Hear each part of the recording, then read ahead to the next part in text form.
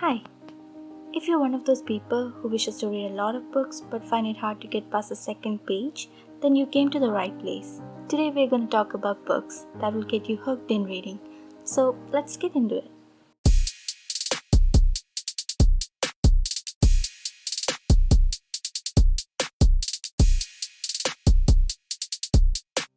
Number 7, Little Women. This is Meg, Amy, Beth, and Joe. Little Women is a story about four sisters, Meg, Jo, Beth, and Amy, living and growing up in New England with their poor mother at the time of American Civil War. This story is based on the early life of author Louisa May Alcott, where her father served as an army chaplain during the American Civil War. Little Women, revolutionary in its days, radiates a special warmth and may still be the most beloved family story ever written. Women, they have minds and they have souls as well as just hearts, and they've got ambition and they've got talent as well as just beauty. It explores themes such as love and death, war and peace, the conflict between personal ambition and family responsibilities, and the cultural conflict between Europe and America. Originally, it was written as a children's book, and Louisa's sister May even illustrated the first edition. But this novel became a hit with adults as well. So, if you like a women centric and family oriented story, then Little Women is a good place to start.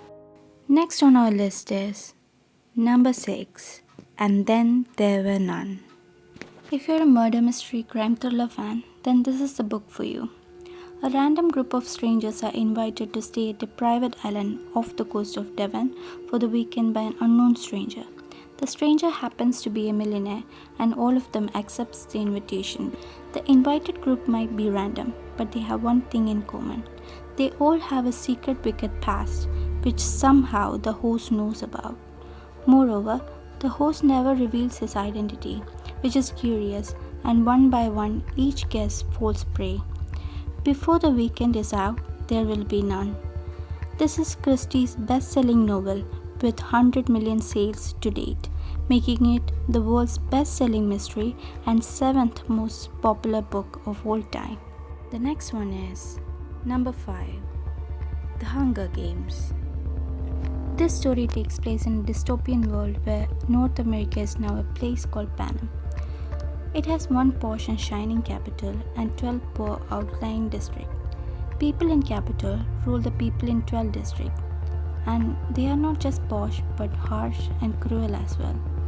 They force each district to send two contestants, a boy and a girl, between the ages of 12 and 18 to participate in annual Hunger Games. Why that's cruel, you ask? Because if you win, you will get fame and fortune, but if you lose, you die. Basically, you win by not getting killed. And 16-year-old Katniss Everdeen volunteers in this fun game. District 12's very first volunteer. Bring her up.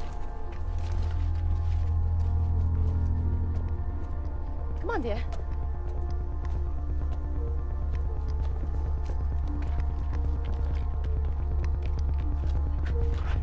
And now she has to outlay 23 other contestants.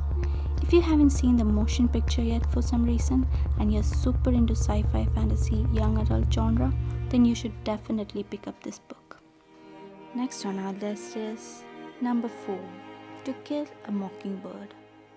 To Kill a Mockingbird is Harper Lee's 1961 Pulitzer Prize-winning novel about a child's view of race and injustice in the Depression-era South. Raised by Atticus Finch, a lawyer and a loving father, Scout and her brother Jem are very comfortable with Macomb. Scout, Jem, and Dill, their new best friend, understand the well-being of their neighbors, except the house of mysterious Arthur Radley. Half of the book is basically about the kid's obsession in trying to lure Arthur or Pooh Radley out of his house. However, when Atticus decides to take the case of an African American man named Tom Robinson to see whether he is guilty or innocent based on his actions, and especially when his skin color is at stake, the tension becomes higher. Since the likelihood of a black man getting a fair trial in South in the 1930s is about 1 in a million. The This is a beloved standalone story for many readers for the reason that most of the characters are well written, and Lee took her time to explain the tone of 30s South for the reader's better understanding. Next is number 3, The Diary of a Young Girl. If you're not into fiction and you love autobiographies, then The Diary of a Young Girl will be a good suggestion. According to my 12th grade English teacher, this is a must read for every teenager, and I quite agree. This diary belongs to a 13-year-old girl called Anne Frank, who went into hiding with her family for 2 years from Nazis. In her diary, she painted a picture of how the Nazi occupying world was, how much suffering she and her family had to endure while hiding, and how she earned for her life to go back to normal. She was a wise young lady, and her thoughts were way ahead of her age, and her diary is a well-written account of vices of the war. And to write something so remarkable when she was supposed to hide in a windowless attic surrounded by so many people is truly praiseworthy. Number 2, The Da Vinci Code. This is another mystery, crime, and thriller genre in our list. The curator of Louvre has been found dead inside the museum, and Robert Langdon, a famous symbologist from Harvard, has been called in investigating the case. Yes, a symbologist, because the elderly curator is not just murdered, but his body is covered with symbols. And with the help of French cryptologist Sophie, they sort through complex riddles and follow a trail of clues, which will eventually lead them to the works of Da Vinci. This is a controversial book, and if you're not an open minded person and can't fathom the fact that this is fiction, then just skip this suggestion.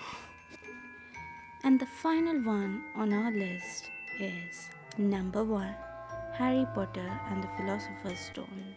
This is a story about an 11-year-old orphan boy, Harry, who finds out that he is a wizard just like his parents, and there is a wizarding world hidden from the eyes of non magical people. A mysterious visitor rescues him from his relatives and takes him to his new home, Hogwarts School of Witchcraft and Wizardry. Furthermore, he realizes that even in the wizarding world, he is special. He is the boy who lived, the only person to have ever survived a killing curse inflicted by the evil Lord Voldemort, who launched a brutal takeover of the wizarding world, only to vanish after failing to kill Harry. This story is full of super exciting magical incidents and imaginative situations that will make you want to read it in one sitting. Even if you think you have watched the movie and you know the entire story, reading the book is another experience. This might be a children's novel, but that doesn't stop any adult HP fan from reading it multiple times. So that's our list, guys. There are so many other books that we haven't mentioned in our list. So if you have any book suggestion for beginners, please mention it in the comments. Thank you so much for watching, and see you next time. Happy reading!